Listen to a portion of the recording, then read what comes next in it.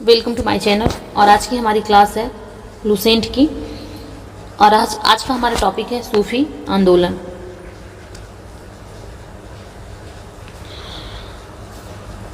जो लोग सूफी संतों से शिष्यता को ग्रहण करते थे उन्हें कहा जाता था मुरीद। सूफी जिन आश्रमों में निवास करते थे उसे कहते थे खानका या मठ। सूफियों के धर्म संघ एक थे बाशारा जिसका की अर्थ होता है इस्लामी सिद्धांत के समर्थक, और बेशारा जिसका की अर्थ होता है इस्लामी सिद्धांत से बंधे नहीं।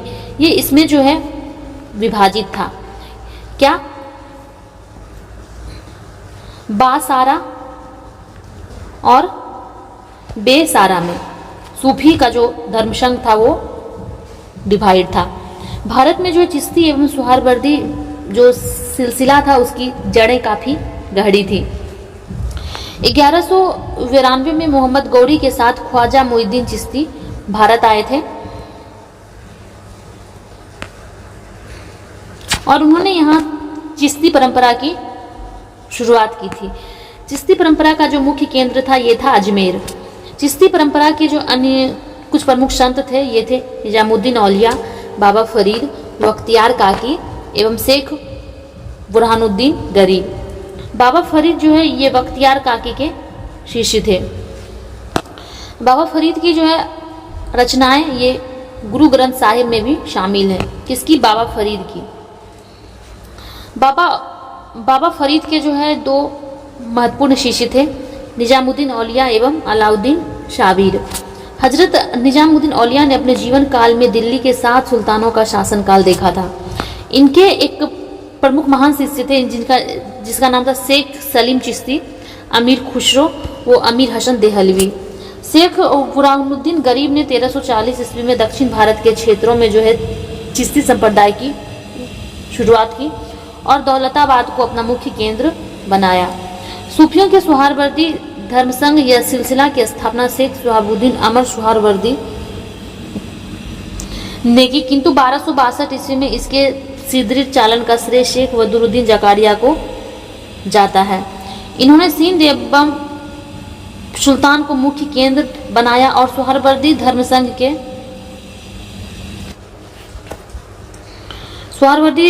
संघ के जो अन्य संत थे इनका नाम था जलालुद्दीन तबरीजी, सैयद सुर्खजोश और बुरहान।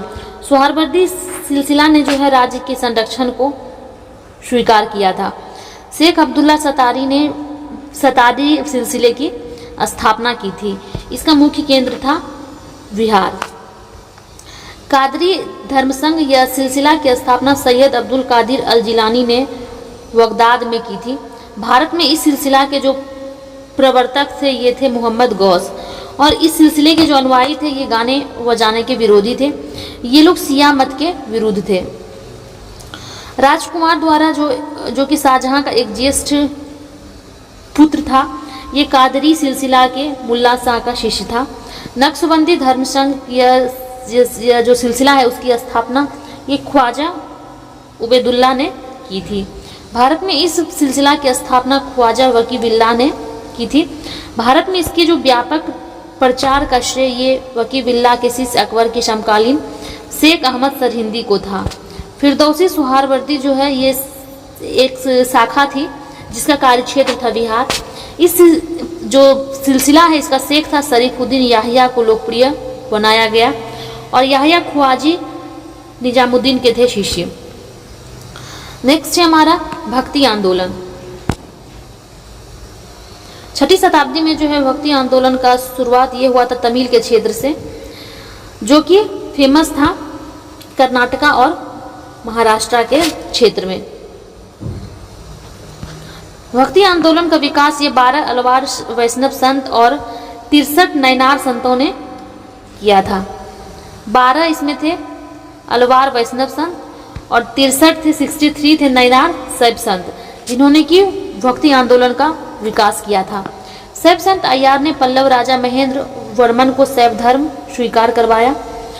भक्ति ये इसको कवि संतों का संत भी कहा जाता है और उनके 2 समूह थे। जो इनका प्रथम समूह था ये था वैष्णव संत, जो कि महाराष्ट्र में हुए लोकप्रिय, और दूसरा थे भगवान विठोबा के भक्त थे ये लोग, जो कि महाराष्ट्र में थे वैष्णव संप्रदाय से। विठोबा पंथ के साथ तथा उनके अनुयायी जो है ये वरकरी या तीर्थ यात्री पंथ कहलाते थे, क्योंकि हर वर्ष पंढरपुर की तीर्थ यात्रा पर जाते थे। दूसरा समूह था पंजाब एवं राजस्थान के हिंदी भाषी क्षेत्रों में सक्रिय था, और इसकी जो है निर्गुण भक्ति थी, यानी कि हर विशेषता से परे भगवान के भक्ति में आस्था थी।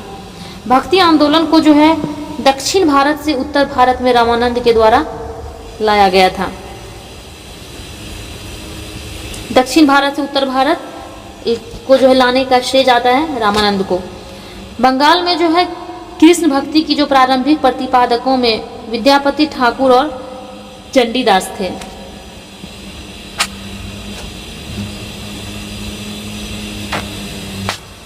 रामानंद की जो शिक्षा से दो संप्रदायों का प्रादुर्भाव हुआ। सगुण जो कि पुनर्जन्म में विश्वास रखता था, अनिर्गुण जो कि भगवान को निराकार रूप में पूजता था। सगुण संप्रदाय का जो सबसे प्रसिद्ध व्याख्याताओं में से थे, इसमें थे तुलसीदास और नाभादास, जैसे कि राम भक्त और निबंकार और वल्लभाचार्य, चैतन्य, सूरदास, मीराबाई जैसे कृष्ण भक्त। निर्गुण संप्रदाय के जो सबसे प्रसिद्ध प्रतिनिधि थे वे थे कबीर, जिन्हें कि भावी उत्तर भारतीय पंथों का आध्यात्मिक गुरु माना गया है। शंकराचार्य के अद्वैत दर्शन के विरोध में दक्षिण में वैष्णव संतों के द्वारा 4 मतों की स्थापना की गई है। दक्षिण में जो वैष्णव संत उसके द्वारा स्थापित थे 4 मत, ये थे श्री संप्रदाय, जो कि थे रामानुजाचार्य से विशिष्ट द्वैतवाद, ब्रह्म संप्रदाय माधवाचार्य द्वैतवाद, रुद्र संप्रदाय विष्णु स्वामी शुद्ध द्वैतवाद, और शनकादिक संप्रदाय निबंकाचार्य द्वैतवाद। भक्ति आंदोलन के संत, पहला थे रामानुजाचार्य, जो कि थे 11वीं शताब्दी में। इन्होंने राम को अपना आराध्य माना था। इनका जन्म हुआ था 1017 ईस्वी में मद्रास के निकट पैरंबर नामक स्थान पर हुआ था, और 1137 में इनकी मृत्यु हो गई थी। रामानुजन ने जो है वेदांत में प्रशिक्षण अपने गुरु कांचीपुरम के यादव प्रकाश से प्राप्त किया था। नेक्स्ट है रामानंद। रामानंद का जन्म हुआ था 1299 ईस्वी में प्रयाग में। इनकी शिक्षा प्रयाग तथा वाराणसी में हुई थी। इन्होंने अपना संप्रदाय सभी जातियों के लिए खोल दिया था। रामानुज की भांति इन्होंने भी भक्ति को जो है मोक्ष का एकमात्र साधन स्वीकार किया। इन्होंने मर्यादा पुरुषोत्तम राम एवं सीता जी की आराधना को समाज के समक्ष रखा। इनके प्रमुख शिष्य थे रैदास हरिजन, कबीर जुल्हा, धन्ना जाट, सेना नाई और पीपा राजपूत। नेक्स्ट है कबीर। कबीर का जन्म हुआ था 1425 ईस्वी में एक विधवा ब्राह्मणी के गर्भ से। लोक लज्जा के जो है वैसे उस नवजात शिशु को वाराणसी के लहर तारा के पास एक तालाब के समीप छोड़ दिया गया था। जुल्हा नीरू तथा उसकी पत्नी नीमा इस नवजात शिशु को अपने घर ले आए।